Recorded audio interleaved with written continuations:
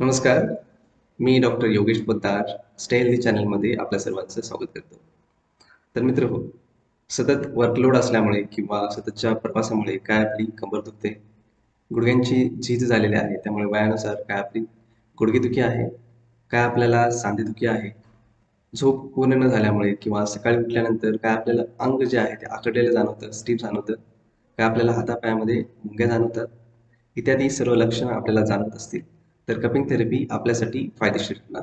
नमस्कार. तर आजच्या व्हिडिओमध्ये आपण कपिंग थेरपी काय आहे, ही उपचार पद्धती कशी काम करते, याचे फायदे काय आहेत, हे आपण या व्हिडिओमध्ये समजून घेणार आहोत. तर कपिंग थेरपी ही एक ट्रॅडिशनल चायनीज मेडिसिन थेरपी आहे. ही एक 3000 वर्षापूर्वीची जुनी पारंपरिक उपचार पद्धती आहे. याच्यामध्ये प्लास्टिकचे कप किंवा ग्लास कप वेदना असणाऱ्या भागावर किंवा अफेक्टेड भागावर लावले जातात, जेणेकरून तिथला भाग तो आत निगेटिव्ह प्रेशरद्वारे खेचला जातो आणि त्या भागामध्ये रक्तप्रवाह वाढवण्याचं कार्य केलं जातं. तर ही जी उपचार पद्धती आहे, पारंपरिक उपचारानुसार केली जात आहे. पूर्वी डॉक्टर्स जनावरांची शिंगे वापरून ही उपचार पद्धती करत होते. जनावरांची शिंगे असणाऱ्या भागावर ठेवून शिंगाच्या वरच्या टोकाद्वारे आत हवा खेचण्याचा प्रयत्न केला जात होता. त्याच्यानंतर बांबूचे कप्स वापरण्यात आले आणि त्याच्यानंतर मग काही धातूचे चंबू सुद्धा वापरून ही उपचार पद्धती केली जात होती. याचा उल्लेख इजिप्त कंट्रीमध्ये आलेला आहे. इबर्स पॅपिरस नावाचं एक पुस्तक आहे, जे इसवी सन पूर्व 1550 मध्ये लिहिण्यात आलं होतं. ज्याच्यामध्ये उल्लेख केलेला आहे की उपचार पद्धती वेदना कमी करण्यासाठी, सांधेदुखी असू दे किंवा स्त्रियांच्या मासिक पाळी तक्रारी असू देत, पचनविकार असू देत, त्वचाविकार असू देत, अशा आजारांसाठी ही उपचार पद्धती उत्तम रिझल्ट्स देते. अरेबिक कंट्रीमध्ये सुद्धा या उपचार पद्धतीचा उल्लेख आलेला आहे. तिथे या उपचार पद्धतीला हिजामा असं म्हटलं जातं. हिजामा म्हणजेच रिस्टोर टू नॉर्मल साईज, म्हणजेच आपली शारीरिक जी ऊर्जा आहे ती पुन्हा एकदा नॉर्मल अवस्थेमध्ये घेऊन येणं. इस्लामिक टेक्स्टबुक जे आहे, त्या इस्लामिक टेक्स्टबुक्समध्ये या कपिंग थेरपीचा उल्लेख आलेला आहे. फक्त इस्लाम किंवा इजिप्तमध्ये नाही, तर इतर देश जसे आहेत, भारत आहे, आफ्रिका आहे, अरब कंट्रीज आहेत, इत्यादी देशामध्ये सुद्धा ही पारंपरिक उपचार पद्धती केली जाते. हिपोक्रेटिस, ज्यांना फादर ऑफ मेडिसिन म्हटलं जातं, यांनी सुद्धा या उपचार पद्धतीचा वापर केला होता. ही उपचार पद्धती आता रिसेंटली पॉप्युलर झालेली आहे. त्याचं कारण म्हणजे ऑलिम्पिक प्लेयर आहेत मायकल फेल्प्स, जे अमेरिकन स्विमर आहेत, ज्यांनी 2016 ऑलिम्पिकमध्ये 28 मेडल जिंकले होते. प्रथमतः त्यावेळी त्यांच्या शरीरावर ही कपिंग थेरपीचे मार्क्स पाहण्यात आले. त्यांनी या उपचार पद्धतीचा उल्लेख त्यांच्या मुलाखतीमध्ये सुद्धा केला होता की ही उपचार पद्धती त्यांना वेदना कमी करण्यासाठी किंवा शरीरातील मस्क्युलर टायर्डनेस कमी करण्यासाठी, जलद रिकव्हरी करण्यासाठी त्यांना यशस्वी ठरलेले आहे. त्यामुळे त्यांचा परफॉर्मन्स वाढण्यासाठी मदत झालेली आहे. तर ही उपचार पद्धती कशी काम करते? तर ही उपचार पद्धतीमध्ये प्रथमतः एकतर कपिंग थेरपीमुळे शरीरामध्ये रक्तप्रवाह, वेदना असणाऱ्या भागांमध्ये रक्तप्रवाह वाढण्यासाठी मदत होते. तिथले मसल्स जे आहेत, त्या मसल्स रिलॅक्स होतात, मसल्समध्ये झालेले नॉट्स रिलीज होतात, मसलमध्ये आलेला स्टिफनेस रिलीज होतो, त्याची लवचिकता वाढली जाते. तसेच शरीरातील टॉक्सिसिटी बाहेर काढण्यासाठी सुद्धा मदत होते, शुद्ध अशुद्ध रक्त संतुलित करण्यासाठी मदत होते. तर कपिंग थेरपीची एक्झॅक्ट प्रोसिजर काय आहे?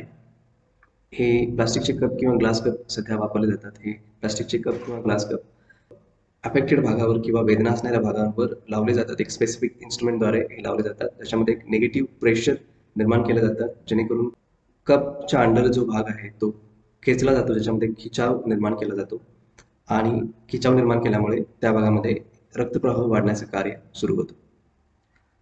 रक्तप्रवाह वाढल्यामुळे तिथल्या ज्या डीप लेअरमध्ये मसल्स आहेत, त्या मसल्समध्ये जे चेंजेस झालेले असतात, तिथल्या पेशी रिपेअर करण्याचं काम या रक्तप्रवाहामुळे व्हायला लागतं, जेणेकरून तिथल्या नवीन पेशी निर्माण होणं, नवीन रक्तवाहिन्या निर्माण होणं, हे कार्य तिथं जलद गतीनं व्हायला लागतं. तिथे काही ॲक्युपंक्चर पॉईंट्सवर सुद्धा हे कपिंग केलं जातं. त्याच्यामुळं ॲक्युपंक्चर पॉईंट्स स्टिम्युलेट होतात.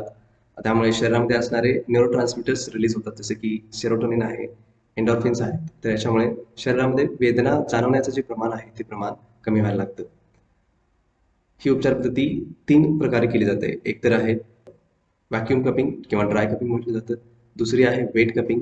तर वेट कपिंगमध्ये ड्राय कपिंग केल्यानंतर पाहण्यात येतं की काही भागांवर डार्क लालसर भाग आपल्याला मार्क्स दिसून येतात. तर हे डार्क लालसर भाग इंडिकेट करत असतात की त्या भागामध्ये अशुद्ध रक्त जादा आहे. तर ते संतुलन करण्यासाठी एकतर रबिंग केलं जातं किंवा वेट कपिंग केलं जातं.